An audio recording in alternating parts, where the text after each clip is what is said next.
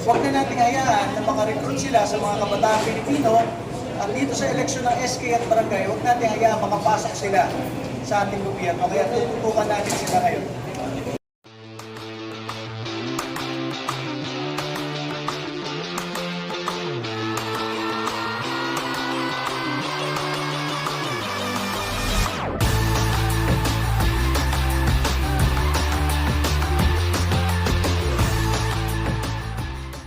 YC at ang aming mga kasama sa Kongreso, meron kaming in-announce kahapon. Kami mamimigay ng scholarship, ng tulong pinansyal sa mga kabataang leader, sa mga paaralan at sa mga komunidad. Kung ma-identify nyo kung sino yung recruiter ng NPA sa inyong lugar, with proof hindi ito red tagging.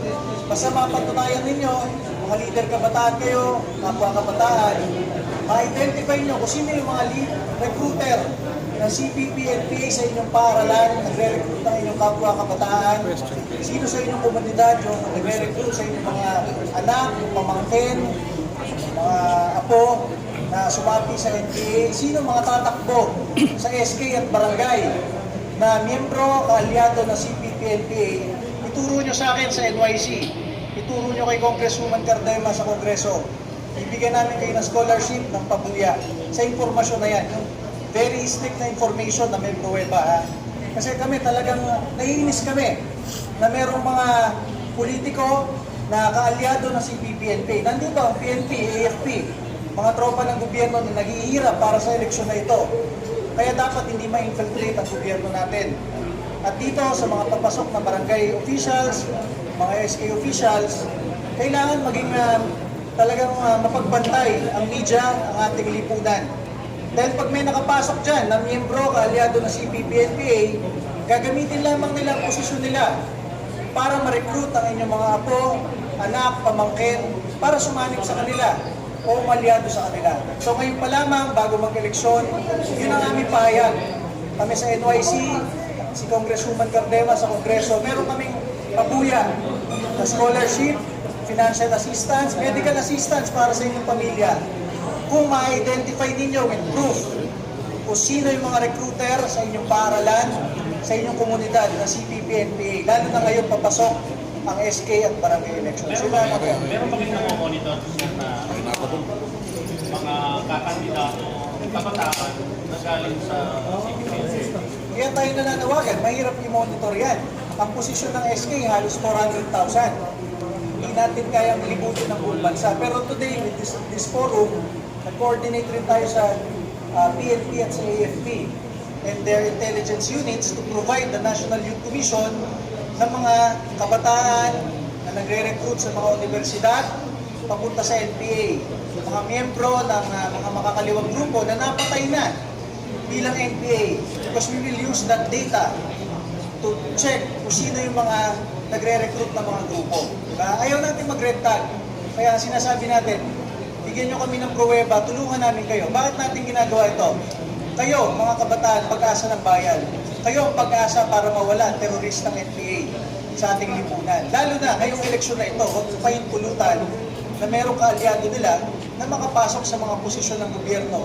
Or else gagamitin nila ang pondo ng gobyerno para suportahan ang kanilang mga kaalyado, pampatay sa mga tropa ng gobyerno, mga pulis at sundalo, pagpapabagsak sa mga activities ng ating gobyerno.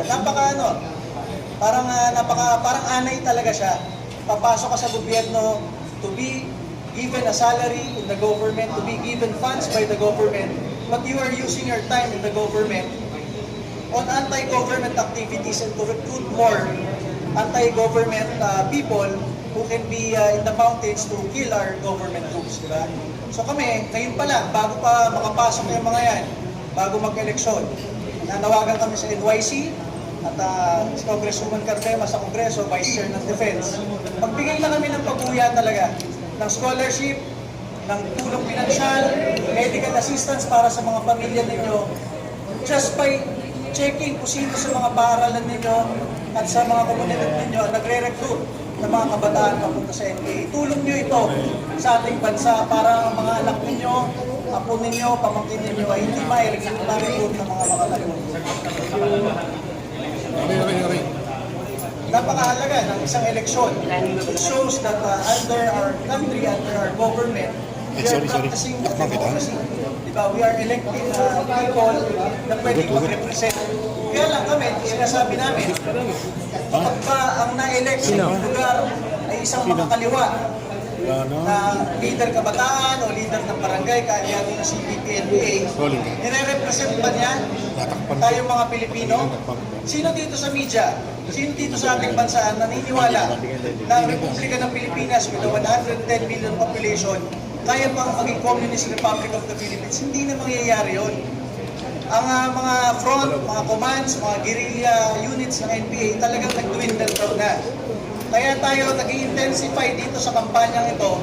Kapag nagsusukuan na yung mga matatandang NPA, ang ginagawa nila, they will replenish their ranks by recruiting the youth to join, to go to the mountains. Ayaw natin masira yung buhay ng mga kabataan ito na pag-akyat sa bundok, tsaka nila marirealize na nasayang yung ideology, yung advocacy nila. Pagdating pala nila doon, tuturuan sila kung paano magsunog ng cell site na ginagamit ng milyong Pilipino, magsunog ng mga truck at ng mga bus, unless magbayad yung mga negosyante sa NPA, di ba? That's how the NPA survives. Ang sinasabi ko lang, patay na si Joe Masison. Nag-dwindle down na yung mga NPA.